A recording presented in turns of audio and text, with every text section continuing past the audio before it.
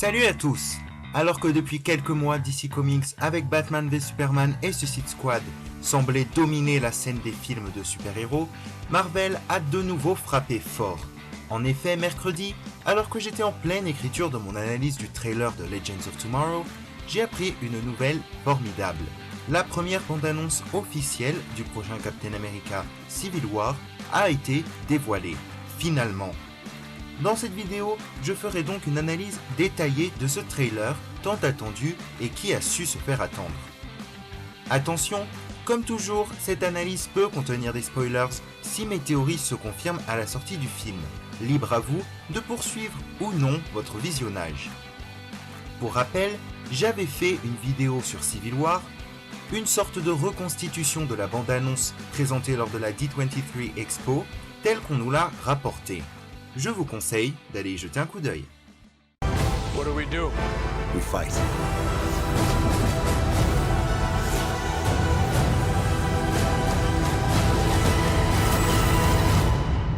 Sorry, Tony. You know I wouldn't do this if I had any other choice. But he's my friend. So was I.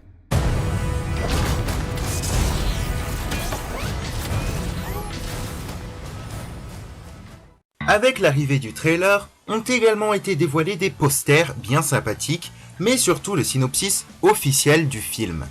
Marvel's Captain America Civil War reprend là où l'ère d'Ultron s'est terminée. Steve Rogers, alias Captain America, est-il vraiment nécessaire de le préciser, a pris la tête de la nouvelle équipe des Avengers, bien décidée à tout donner pour protéger l'humanité. Mais suite à leur implication dans un nouvel incident aux dommages collatéraux considérables, les pouvoirs politiques décident de mettre en place un système précisant les situations nécessitant l'aide des Avengers ainsi que leur champ d'action. Cela va créer une rupture chez les Vengeurs qui vont se séparer en deux groupes. L'un mené par Steve Rogers qui veut rester libre de toute implication gouvernementale et l'autre par Tony Stark alias Iron Man, est-il vraiment nécessaire de le préciser, qui soutient l'idée d'un contrôle des super-héros. Ce sont les accords de Sokovia, Sokovia étant la ville en partie détruite dans l'ère d'Ultron. Étant donné le synopsis et le nombre de personnages présents dans le film, celui-ci aurait pu s'appeler Captain America contre Iron Man ou pourquoi pas tout simplement Avengers 3. Mais non, c'est bien un Captain America puisque c'est sur ce personnage en particulier que se construit l'histoire. Et cela se remarque dès le tout début de la bande-annonce qui s'ouvre avec ce que l'on avait pu voir dans la seconde scène post-générique d'Ant-Man. Steve Rogers a retrouvé Bucky, son ami durant la Seconde Guerre mondiale, qui se souvient désormais de lui après le lavage de cerveau que lui a fait subir Hydra, la menant presque à tuer Steve Rogers dans son deuxième film solo, Le Soldat de l'Hiver. Arrêtons-nous 2 secondes sur le bras métallique de Bucky, coincé dans une machine. Deux possibilités sont envisageables, soit il a été piégé, soit il s'est fait ça seul. Bucky est recherché. Peut-être est-ce lié à l'explosion qui apparaît dans ce plan énigmatique coupant leur discussion. Ce pourrait être le fameux incident auquel les Avengers se retrouvent mêlés. Tout porte à croire qu'il s'agit du siège des Nations Unies et que Bucky serait donc un coupable potentiel, d'où le fait qu'il soit recherché.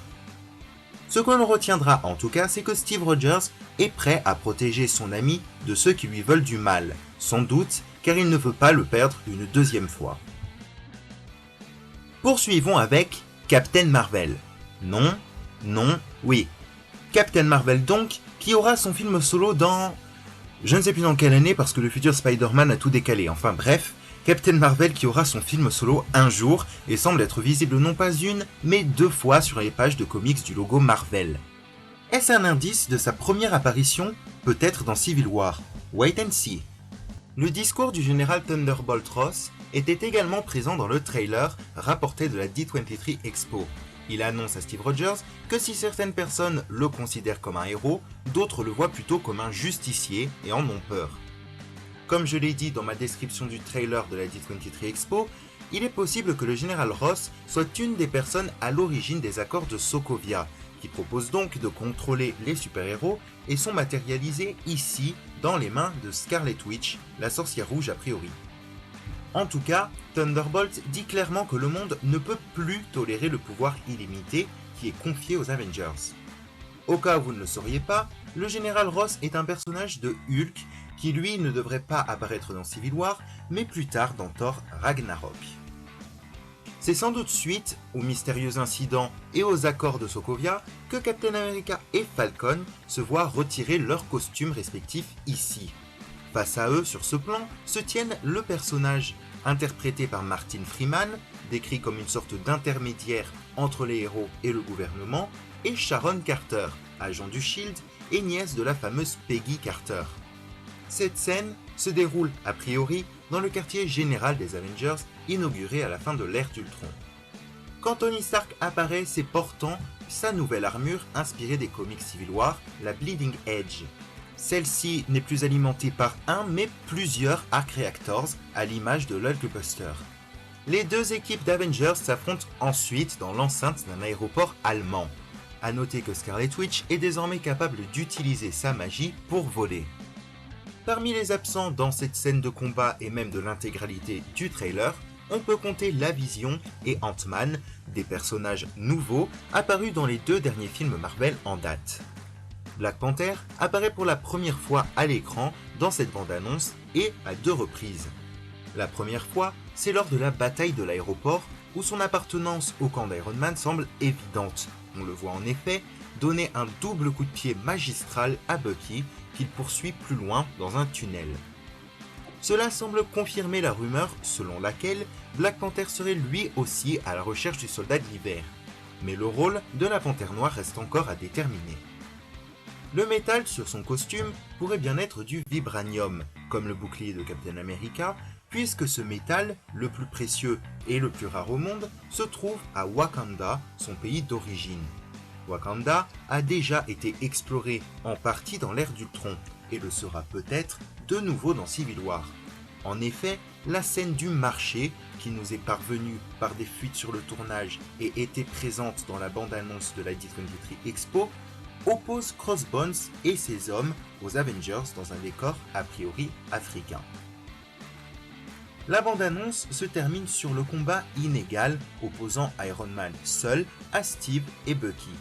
L'homme de fer a du mal à tenir sous la force des coups. Toujours pas de Spider-Man qui profitera de Civil War pour faire sa première apparition dans le Marvel Cinematic Universe. Mais comme je l'ai dit dans mon autre vidéo, il est probable que Marvel joue la carte de la surprise avec ce personnage apprécié comme la Vision dans l'ère d'Ultron. J'ai vraiment hâte de voir ce film, même si la bande-annonce n'a pas provoqué chez moi la même réaction que celle de Star Wars ou encore celle de l'Aube de la Justice ou Suicide Squad. Mais il faut dire que cette version du trailer est plus courte que celle dévoilée à la D23 Expo, où l'on pouvait voir entre autres Ant-Man, un combat opposant Black Widow à Hawkeye, Crossbones en action, le drone de Falcon, et forcément, je suis un peu déçu de ne pas voir tous ces éléments. De plus, une chose est sûre, le film prendra de très grandes libertés par rapport aux comics d'origine, ce qui est de plus en plus le cas chez Marvel. Mais réaliser un bon film est plus important que la fidélité absolue des comics. Et comme je l'ai déjà dit, je reste persuadé que le film sera absolument génial. De plus, la phase 3 du Marvel Cinematic Universe introduira plein de nouveaux personnages, en prévision du futur Avengers Infinity War en 2 parties.